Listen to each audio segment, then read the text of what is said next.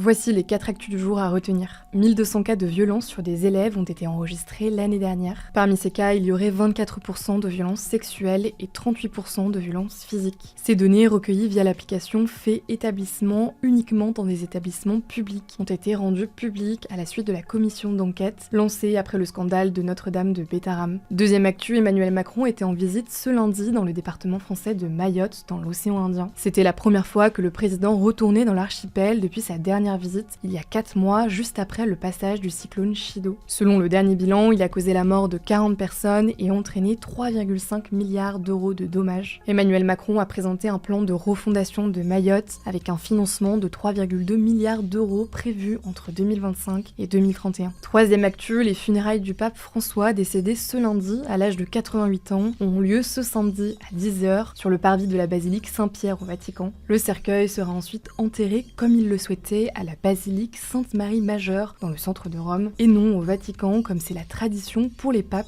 depuis plus de 3 siècles. De nombreux dirigeants comme Emmanuel Macron ou Volodymyr Zelensky ont confirmé leur présence lors de la cérémonie. Et enfin, le concert caritatif Solidarité Congo en soutien aux victimes du conflit en RDC a lieu ce mardi soir à l'Accor Hotel Arena. Le concert avait été reporté suite à des demandes d'associations rwandaises. Une trentaine d'artistes dont Gims, Théodora ou encore Youssoupha se produiront lors de l'événement. Pour plus d'infos, n'hésite pas à t'abonner à ce compte et à Hugo Décrypte sur Insta.